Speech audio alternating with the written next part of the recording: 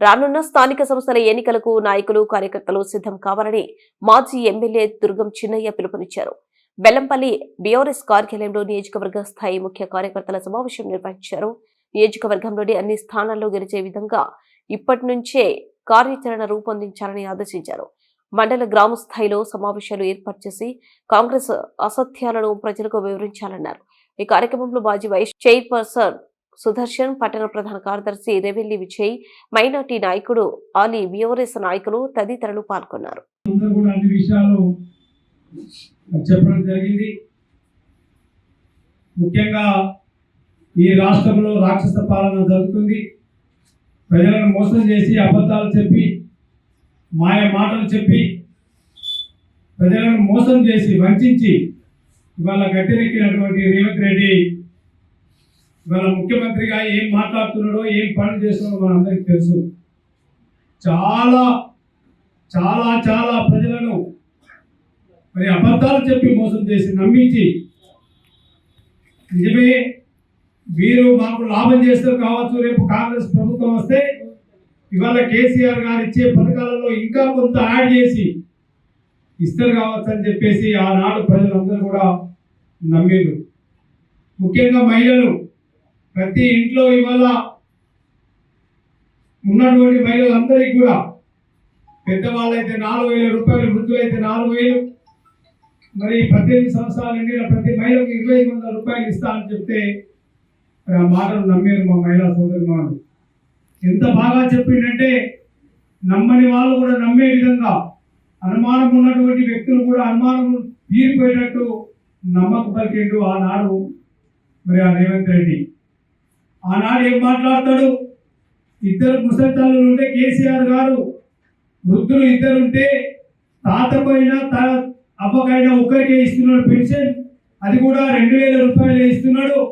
మరి కాంగ్రెస్ ప్రభుత్వం వచ్చిన తర్వాత ఇద్దరికి ఆ ఇంట్లో ఇద్దరు వృద్ధులు ఉంటే 4,000 ఆ ఇంట్లో ఇస్తా అని చెప్పి మాట చెప్పడం జరిగింది.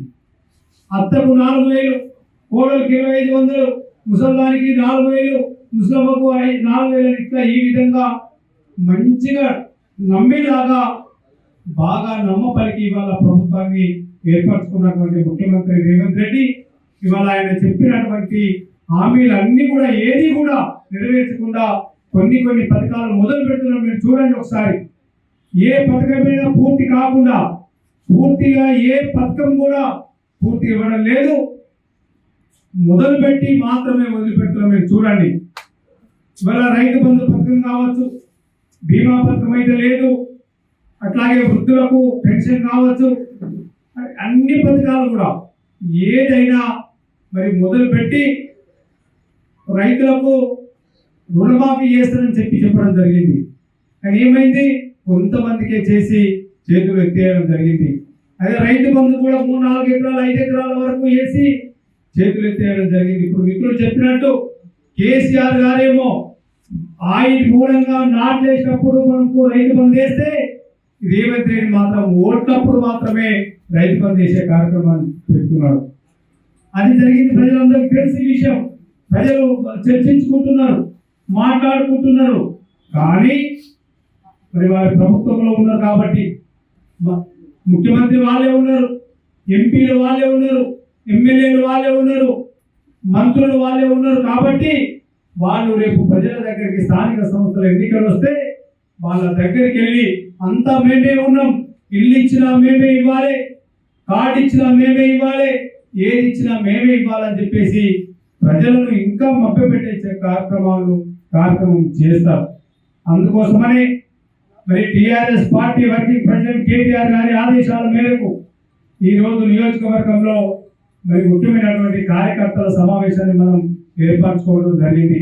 స్థానిక సంస్థల మరి రాబోయే కాలంలో స్థానిక సంస్థలు వస్తున్న సందర్భంలో దాన్ని పురస్కరించుకొని మనం ఈరోజు బెల్లంపల్లి పట్టణంలో ఇవాళ మనం ఈ సమావేశాన్ని ఏర్పరచుకోవడం జరిగింది. దయచేసి మిమ్మల్ని అందరినీ నేను విజ్ఞప్తి చేసేది ఒకటే. మరి ఇక్కడ 7 మన నియోజకవర్గంలో 7 మండలాలు ఉన్నాయి, ఒక మున్సిపాలిటీ ఉంది. మరి మనకున్నటువంటి సమాచారం మేరకు జెడ్పీటీసీలు, ఎంపీటీసీల ఎన్నికలు మరి త్వరలో ఈ నెల లోపల 2 నెలల లోపల మరి హైకోర్టు ఏదైతే ఆదేశించిందో దాని ప్రకారం పెడతామని చెప్పేసి ప్రభుత్వం కసరత్తు చేస్తున్నది. అధికారులకు ఆదేశాలు వచ్చినాయి, వాళ్ళంతా కూడా పేపర్ వర్క్ కంప్లీట్ అవుతున్నారు. మరి జెడ్పీటీసీ ఎంపీటీసీ ఎన్నికలైన వెంటనే ఆ వారం 10 రోజులనే సర్పంచ్ ఎన్నికలు కూడా పెడదామని, ఆ ఎన్నికలు అయిపోగానే మరి మున్సిపల్ ఎన్నికలు పెడదామని చెప్పేసి ప్రభుత్వం ఆలోచన చేస్తున్నది. మరి మాకున్నటువంటి సమాచారం మేరకు ఈ 3 నెలల్లో ఈ ఎన్నికలు జరుగుతాయనే విషయాన్ని మరి మాకున్న సమాచారం. అందుకోసమని ఈ విషయాన్ని మీతో కూడా పంచుకొని మరి మీ అందరితో కూడా మాట్లాడాలి. ఏ విధంగా మనం ఒక ప్రణాళికబద్ధంగా, ఎందుకంటే అధికారంలో ఉన్న వాళ్ళకు వల్ల మరి పోలీస్ యంత్రాంగం కావచ్చు, అధికారులు కావచ్చు, వాళ్ళందరూ కూడా అంటే మొగ్గు చూపిస్తారు. కాబట్టి మనం కలిసికట్టుగా ఉండి, మనం అందరం కలిసికట్టుగా ఉండి మరి ప్రజల్లోకి వెళ్ళి ప్రజలను చైతన్యవంతులు చేయవలసిన బాధ్యత మనందరి మీద ఉంది. కాబట్టి అందరం కలిసికట్టుగా ఒకసారి మాట్లాడుకొని మరి మనం కూడా మరి మొదలు పెడదాం. ప్రతి మండల మీటింగ్ పెట్టుకుందాం, మండల సమావేశాలు పెట్టుకుందాం. అట్లాగే మిత్రులు చెప్పినట్టు గ్రామ పంచాయతీ లెవెల్లో మరి మాకు ఓట్ వేయాలని చెప్పేసి మనం తప్పకుండా ప్రజల దగ్గరికి వెళ్ళాలి.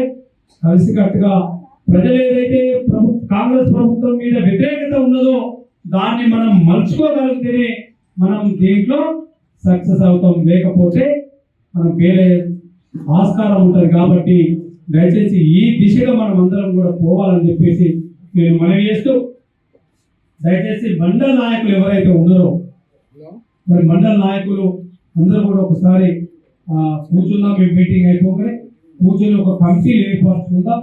మండలానికి ఒక కమిటీ ఏర్పరచుకొని మండలాలలో మీటింగ్స్ పెట్టుకుందాం.